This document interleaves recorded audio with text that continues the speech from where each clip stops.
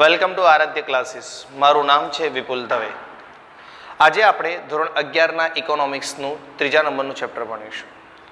ઘણા દિવસોથી આપણે ચેપ્ટર ભણીએ છીએ. તમે ગયા લેક્ચરમાં પણ જોયું હતું કે માંગ વિશે ભણ્યા હતા, માંગનું સંકોચન અને વિસ્તરણ વિશે ભણ્યા હતા.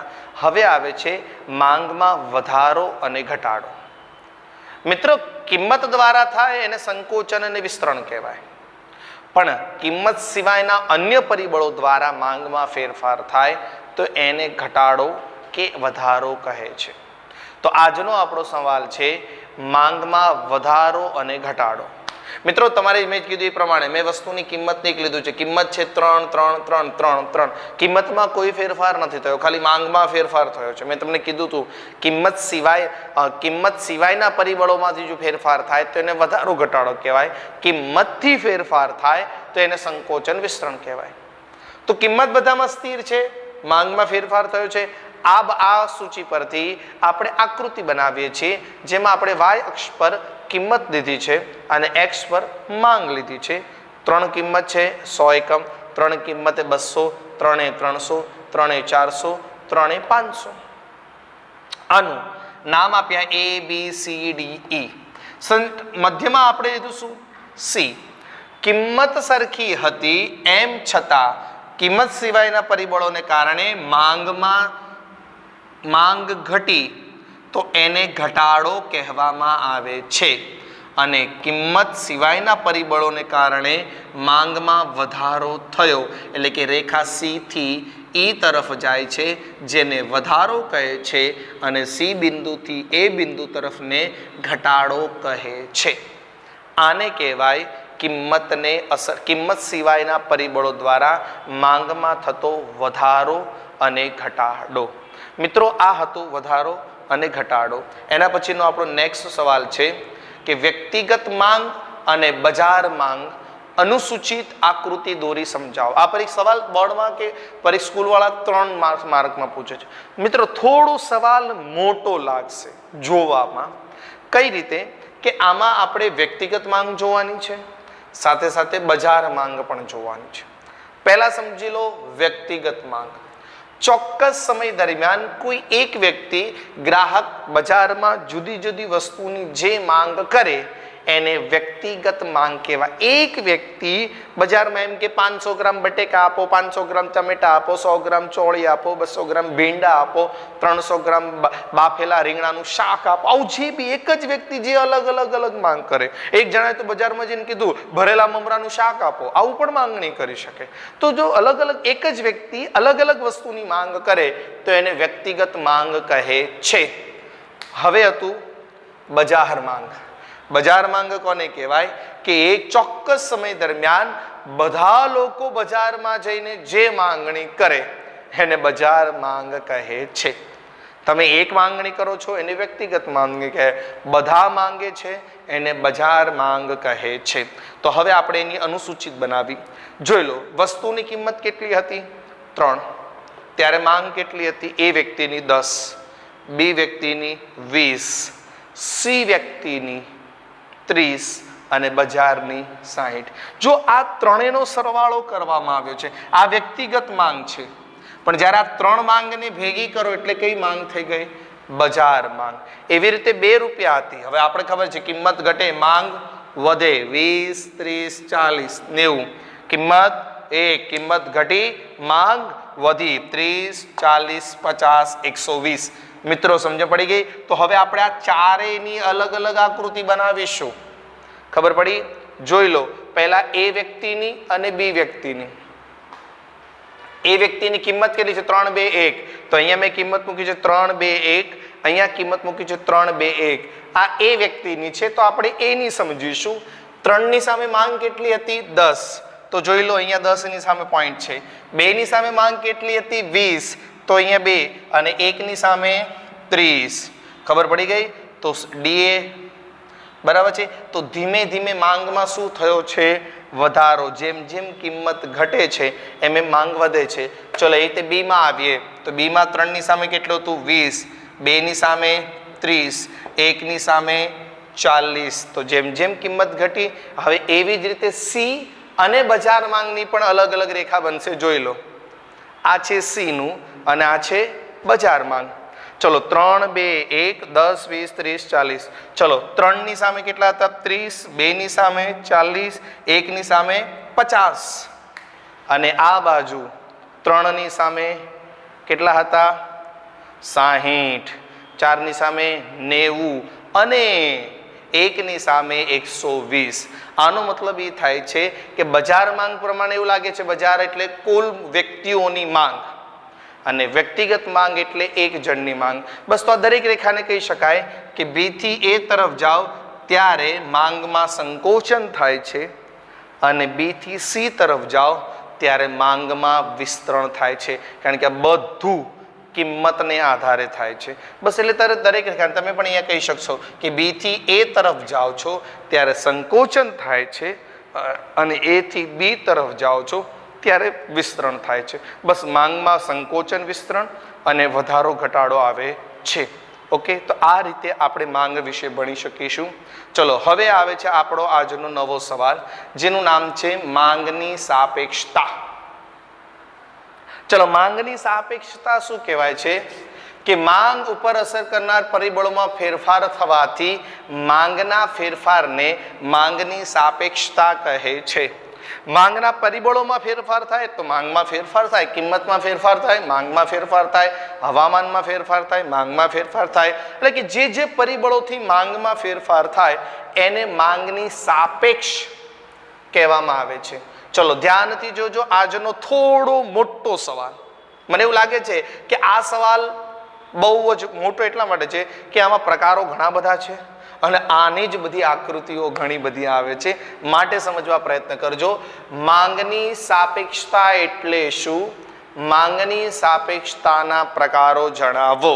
યાદ રાખજો, માંગની સાપેક્ષતા એટલે શું? તો હમણાં જ મેં તમને વ્યાખ્યા આપી કે માંગના પરિબળોમાં થતા ફેરફારને માંગની સાપેક્ષતા કહે છે. ચલો એને અસર કર એને કેટલા પ્રકાર છે? તો બોલે 3 પ્રકારમાં માંગની સાપેક્ષતા વહેંચવામાં આવ્યું છે. પહેલું માંગની મૂલ્ય સાપેક્ષતા, બીજું માંગની આવક સાપેક્ષતા અને ત્રીજું માંગની પ્રતિમૂલ્ય સાપેક્ષતા. ચલો હવે માંગની મૂલ્ય સાપેક્ષતાના કેટલા પ્રકાર છે? તો પહેલું છે ટકાવારી પદ્ધતિ, બીજી છે કુલ ખર્ચની પદ્ધતિ અને ત્રીજી છે ભૌમિતિક પદ્ધતિ. ચલો ટકાવારી પદ્ધતિના કેટલા પ્રકાર છે? તો મૂલ્ય સાપેક્ષ, મૂલ્ય અનપેક્ષ માંગ, સંપૂર્ણ મૂલ્ય સાપેક્ષ માંગ, સંપૂર્ણ મૂલ્ય અનપેક્ષ માંગ અને સમપ્રમાણ મૂલ્ય સાપેક્ષ માંગ. કુલ ખર્ચની પદ્ધતિ કેટલી છે? તો 3, એકમથી વધુ, એકમથી ઓછી, એકમ બરોબર. આ બાજુ આવીએ તો માંગની સાપેક્ષતા તો એક છે ધન, ઋણ અને શૂન્ય. ઋણ હોય તો માઇનસમાં જાય એટલે પ્રકાર ન હોય, શૂન્ય હોય તો ન હોય. વધારે ધન એટલે પ્લસ, તો એકમથી વધુ હશે, એકમથી ઓછી હશે અથવા એકમ જેટલી પણ હશે.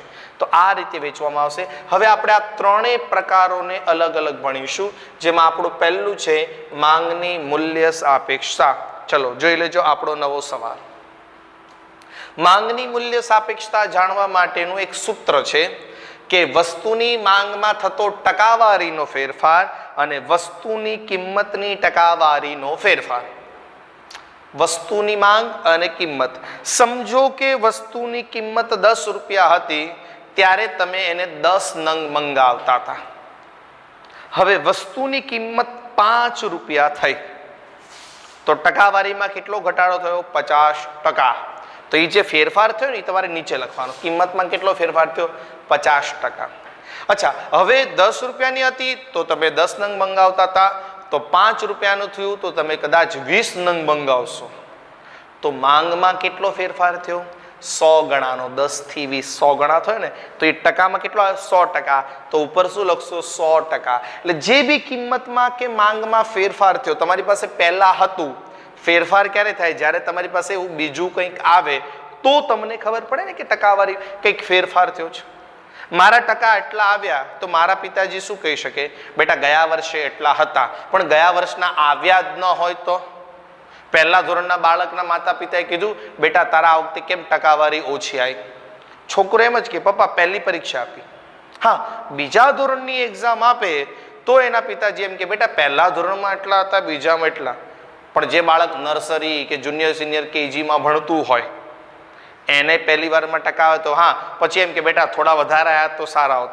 એમ તમારે પણ જોવાનું કે તમારી પાસે જે પહેલા માંગ હતી એની કરતાં વધી કે ઘટી, એ જે માઇનસ કે પ્લસ જે હોય એ ટકાવારી લખવાની અને આ ટકાવારી આ બંનેને ભાગાકાર કરો એટલે મૂલ્ય સાપેક્ષ મળે છે. જોઈ લેજો. હવે આપણે આકૃતિ દ્વારા સમજીશું. ચલો, પહેલું છે ટકાવારી પદ્ધતિ. ટકાવારી પદ્ધતિમાં આવે છે મૂલ્ય સાપેક્ષ માંગ.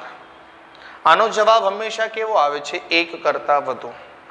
હવે ભાગાકારમાં મારે જવાબ 1 કરતા વધુ લાવવો હોય તો ઉપરની સંખ્યા વધુ હોવી જોઈએ કે નીચેની?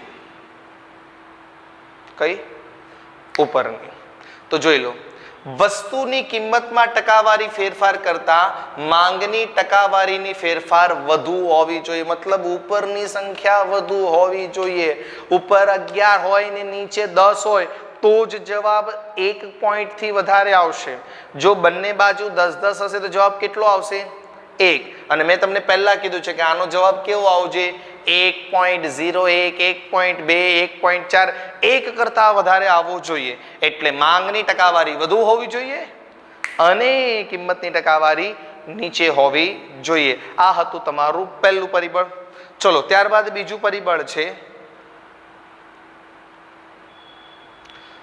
મૂલ્ય અનપેક્ષ માંગ. અચ્છા, મૂલ્ય અનપેક્ષ માંગમાં જવાબ કેવો આપ્યો છે? 1 કરતા ઓછો. તો એમાં નિયમ યાદ રાખવાનું કે કિંમતની ટકાવારીમાં થતો ફેરફાર એ વસ્તુની ટકાવારી કરતા ઓછો. એટલે કે કિંમતમાં નીચેનો ભાવ કેવો હોવો જોઈએ? વધારે. ઉપર ઓછો. એટલે કે માંગ 5% વધી છે, કિંમત 20% વધી છે. આવો કંઈક ફેરફાર હશે, નીચેમાં વધારે હશે તો જ તમારો જવાબ 1 કરતા કેવો આવશે? ઓછો. યાદ રહેશે. અને ત્રીજું છે સમપ્રમાણ મૂલ્ય સાપેક્ષ, જેનો જવાબ કેટલો આવે છે? 1. મતલબ કે જેટલા ટકા માંગ વધી છે ટકાવારીમાં એટલા જ ટકા કિંમતની ટકાવારી વધી છે. બંને સરખા હોય તો જ જવાબ 1 આવે છે. આ ત્રીજો પ્રકાર થયો. ચોથો પ્રકાર છે સંપૂર્ણ મૂલ્ય સાપેક્ષ માંગ. આનો જવાબ આવે છે અનંત. અનંતનો મતલબ શું છે ખબર? જોઈ લો, વસ્તુની માંગમાં ટકાવારીમાં ફેરફાર ગમે તેટલો થાય પણ કિંમતમાં કોઈ ફેરફાર ન થાય. નીચેનો ભાગ એટલો જ રહે.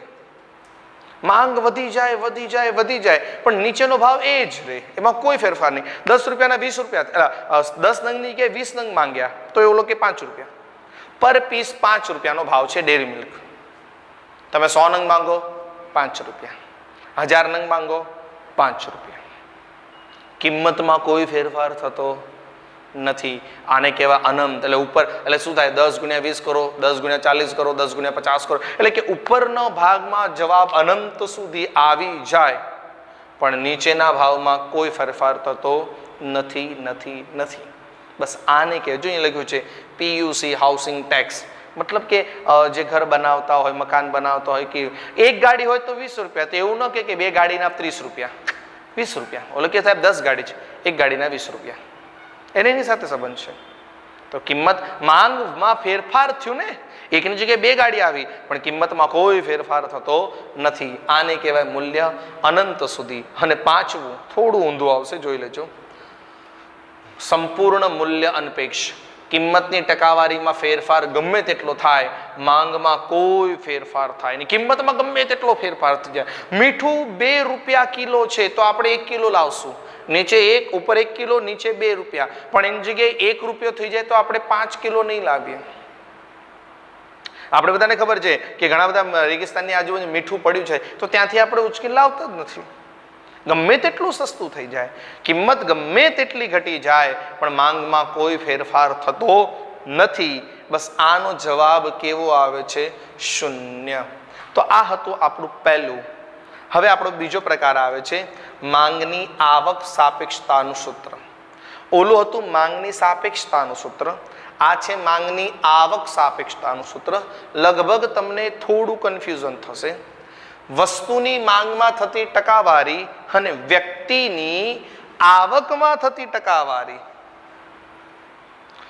ચલો ત્યારબાદ હતું માંગની આવક અને સાપેક્ષતા. ફરીથી એટલા માટે કીધું કે થોડું ટેકનિકલ આવી ગયું એટલા માટે, એટલે કદાચ તમે જરા જ જોશો ત્યારે કે સાહેબ આ તો તમે એક લાઈન બોલી ગયા ફરી પાછી આવી, તો ટેકનિકલ તમે સમજી શકો છો. તો માંગની આવક સાપેક્ષતા, જો ઓલામાં એવું હતું કે વસ્તુની કિંમતમાં માંગમાં ફેરફારની ટકાવારી અને કિંમતની ટકાવારીની ફેરફારી, અને આમાં એવું આવ્યું કે માંગની ટકાવારી છેદમાં વ્યક્તિની આવકની ટકાવારીનું ફેરફાર, આવું આપવામાં આવ્યું છે. ચલો હકારાત્મક ધન આવકની અપેક્ષામાં વ્યક્તિની આવકમાં વધારો થાય એટલે વસ્તુની માંગમાં વધારો થાય, આને હકારાત્મક કહેવાય છે. અને વ્યક્તિની આવકમાં ઘટાડો થાય તો માંગમાં ઘટાડો થાય. આવક ઘટે માંગ ઘટે, આવક વધે માંગ વધે. જેમ કે અત્યારનો લોકડાઉનનો સમય, તમારા ઘરે આવક ઓછી છે તો આપણે બધા જીવન જરૂરિયાત ચીજ વસ્તુ ઓછી ખર્ચવાની કરી નાખી. ચલો બીજું છે એકમથી વધુ. હવે આમાં પણ પ્રકાર આપ્યા છે. એકમથી વધુ, જ્યારે વ્યક્તિની આવક જેટલા ટકા વધે છે એની કરતાં માંગની ટકાવારી ઓછી હોય તો એને એકમથી વધુ કહેવાય છે. મતલબ એ થયો કે વસ્તુની માંગની ટકાવારી વધારે હોય, માંગ વધારે થાય અને આવકની ટકાવારી, આવક વધી હોય 100 ના 200 રૂપિયા, માત્ર 100 અત્યાર સુધી 2000 કમાતો હોય તો 2500 રૂપિયા 500 રૂપિયા આવક વધી હોય, પણ ખર્ચ મહિને 700 રૂપિયા વધી જાય. તો માંગની ટકાવારી વધારે હોય અને આવકની ટકાવારી ઓછી હોય તો આને કહેવાય એકમથી વધુ. બીજી હતી એકમથી ઓછી, કે વ્યક્તિની આવકની ટકાવારી વધુ હોય અને માંગની ટકાવારી ઓછી હોય તો એને કહેવાય એકમથી ઓછું. અને ત્રીજું છે એકમને બરાબર, જેટલા ટકા વ્યક્તિની આવક વધે છે એટલા જ ટકા એની માંગ વધે તો એકમથી બરાબર કહેવામાં આવે છે. ચલો આના પછી આવે છે નકારાત્મક. નકારાત્મકમાં એવું આવે કે ગ્રાહકની આવક વધે અને વસ્તુની માંગ ઘટે, અથવા આવક ઘટે માંગ વધે. નકારાત્મક. પહેલા એવું હતું હકારાત્મક, આવક ઘટી છે માંગ ઘટી જ હોય, પણ અહીંયા નકારાત્મક કીધું છે. તમારી આવક ઘટે તો બી તમે માંગ કરો અને તમારી આવક વધે તો માંગ ન કરો. એ નકારાત્મક જોવા મળે છે, જેને નકારાત્મક કહેવાય છે. જેમ કે બાજરી, બછટ, કાપડ, તમારી આવક ગમે તેટલી વધી જાય તો શું તમે અત્યારે આપણે બધા અમીર થઈ ગયા, ગામડામાં હતા ગરીબ ત્યારે બાજરીની માંગ વધારે કરતા હતા, શહેરમાં આવક વધી તો બાજરીની માંગ ઓછો કરી નાખે. આજના યંગ જનરેશનને તો રોટલો ખાવો ગમતો નથી. તો બધી બાબતોનો સમાવેશ ત્યાં થાય છે. અને ત્રીજું છે શૂન્ય આવક સાપેક્ષ માંગ. વ્યક્તિની આવકમાં ફેરફાર થાય પરંતુ માંગનામાં કોઈ ફેરફાર થાય જ નહીં. તમારી આવક વધી પણ તમે માંગમાં કોઈ ફેરફાર કર્યો નહીં એટલે શૂન્ય આવ્યું.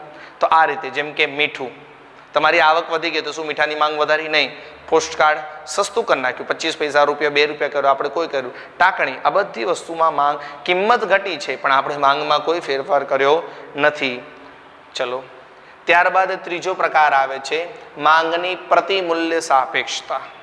ચલો પ્રતિમૂલ્ય સાપેક્ષતા માટે એ વસ્તુની માંગમાં થતો ફેરફાર અને બી વસ્તુની કિંમતમાં થતો ફેરફાર 1, 2, 3 હોય તો આની કિંમતમાં ફેરફાર, આના માંગમાં ફેરફાર, બંનેને એકબીજા સાથે જોઈન્ટ કરવાનું. અત્યાર સુધી હું જે ખરીદું અને મારી આવક એના વિશે હતું, હું જે ખરીદું છું અને કિંમત કેટલી છે એના વચ્ચેનો ફેરફાર હતો. પણ અહીંયા તો સીધું અલગ જ આવ્યું, એક વસ્તુની કિંમત અને બીજી વસ્તુની માંગ. ઓકે, ચલો પહેલું છે ધન પ્રતિમૂલ્ય. જ્યારે બે વસ્તુ એકબીજાની અવેજીની હોય ત્યારે પ્રતિમૂલ્ય સાપેક્ષતા ધન હોય. બે વસ્તુનો ભાવ એ અવેજી હોય. ચા કોફી, અચાનક ચાના ભાવ વધી જાય તો કોફીને અસર થાય. આપણે દુકાનમાં જઈને પહેલું ચા કોફીમાં લોકો ચા વધારે પીવાનું કારણ શું છે? એક તો ચા થોડી સસ્તી મળે છે કોફીના રકમમાં. કોફીમાં દુકાનદાર પાણી ન નાખી શકે, કોફી એને બનાવવી થોડું મોંઘું પડે કે એમાં દૂધ જ જોઈએ, એટલે કદાચ દુકાનદાર કોફી ચા કરતા કેવી વેચે છે? મોંઘી. એટલા માટે લોકો શેની માંગ કરે છે? ચાની. એટલે અહીંયા એકબીજા, એટલે આને ધન પ્રતિમૂલ્ય કહેવાય. બીજું છે ઋણ પ્રતિમૂલ્ય. જ્યારે બંને વસ્તુને એકબીજા પૂરક જ હોય, એકનો ભાવ વધે, પ્રતિમૂલ્ય ધન શું કહેવાય? એકની અસર બીજાને થાય. અવેજી વાળી વસ્તુ, ચાનો ભાવ વધી ગયો, લાવો કોફી ખરીદી લઈએ. કોફીનો ભાવ વધી ગયો, ચા ખરીદી લીધી, એટલે ધન થઈ ગયું. પણ પ્રતિમૂલ્યમાં ઋણમાં શું આવે? એકના કારણે બીજાને અસર થાય. પેટ્રોલ અને કાર. અત્યારે કાર બધા પાસે છે, લેવી છે, સારી લાગે, પણ પેટ્રોલનો ભાવ વધી ગયો, લોકો આપોઆપ કારનો ઉપયોગ ઓછો કરી નાખ્યો. ઓલામાં અવેજી હતું, ચાનો ભાવ વધી ગયો, પીવાનું બંધ કરો, કોફી પીવાનું ચાલુ કરો, પણ આમાં પેટ્રોલનો ભાવ વધી ગયો, તેમ થોડું કે પેટ્રોલનો ભાવ ઓછો વધી ગયો, કંઈ વાંધો નહીં, આપણે ગાડી ચલાવવાનું ચાલુ રાખો. ના, બંને એકબીજાને પૂરક છે, એકના કારણે બીજાને અસર થાય છે. ત્રીજું છે શૂન્ય પ્રતિમૂળ. જ્યારે એકબીજા વસ્તુને સ્વતંત્ર જ અસ્તિત્વ હોય. મોબાઈલ અને રોટલી. શું મોબાઈલનો ભાવ વધે તો રોટલીની માંગમાં કોઈ ફેરફાર થાય? અને રોટલીની કિંમત વધે તો મોબાઈલની માંગમાં ફેરફાર થાય? ના. આને શું કહેવામાં આવે છે? પ્રતિમૂલ્ય. એટલે કે આ રીતે એકબીજાને અસર કરે એ પૂરક છે, એકબીજાની સાથે હોય અવેજી છે, અને એકબીજાની અલગ હોય એને શૂન્ય કહેવામાં આવે છે. મિત્રો, આ રીતે આપણે માંગની સાપેક્ષતા, માંગની પ્રતિમૂલ્યતા અને માંગ વિશેની ભણ્યા. હવે આપણો નવો સવાલ છે કે બધી જ ઈચ્છા માંગ નથી બનતી. જો માત્ર છેલ્લા 2 સવાલ છે. બધી ઈચ્છા માંગ થતી નથી, કારણ કે વસ્તુની ઈચ્છા રાખવી એ વસ્તુ મેળવી શકાતી નથી. આપણી ઈચ્છા બધી છે, પણ શું આપણે એને માંગ કરી શકીએ છીએ? ના, આપણી ઈચ્છા નથી. એટલે જ્યારે ગ્રાહક કોઈ વસ્તુ ખરીદવાની તૈયારી હોય, એની પાસે બધું હોય, મેં કીધું હતું વ્યાખ્યા, યોગ્ય સમયે, યોગ્ય કિંમતે, યોગ્ય સ્થળે ગ્રાહકની વસ્તુ ખરીદવાની ઈચ્છા અને નાણાં ખર્ચવાની તૈયારી, આ બધું હોય, પણ ઘણીવાર આ બધી વસ્તુ આપણી પાસે ન હોય. એટલા માટે કહેવામાં આવે છે કે બધી ઈચ્છા માંગ થતી નથી. અને છેલ્લો સવાલ છે માંગનો નિયમ અને માલની સુપેક્ષતા વચ્ચેનો શું તફાવત છે એના વિશે. તો માંગનો નિયમ વસ્તુની કિંમત અને માંગ વચ્ચે સર્જાતો વ્યસ્ત દર્શાવે છે. માંગનો નિયમ કિંમત અને માંગ વચ્ચે વ્યસ્ત સંબંધ છે. જ્યારે મૂલ્ય સાપેક્ષતા એ કિંમતમાં ફેરફારને કારણે માંગમાં અને માંગની કિંમતની ટકાવારીના ફેરફારને આધારે નક્કી થાય છે. એટલા માટે એક ગુણોત્તર છે, એકમાં ગુણાકાર છે, એકમાં ભાંગાકાર છે, ગુણોત્તર ભાંગાકાર છે, અને એકમાં બહુ સિમ્પલ છે, માંગ વધી તો કિંમત વધે, કિંમત ઘટે તો માંગ વધે. એટલે એક વ્યસ્ત સંબંધ છે અને એકમાં ગુણોત્તર સંબંધ છે. તો મિત્રો, આપણે ધોરણ 11માંનું આ ચેપ્ટર ભણ્યા, ખૂબ જ શાંતિથી વ્યવસ્થિત સમજાવવાનો પ્રયાસ કર્યો.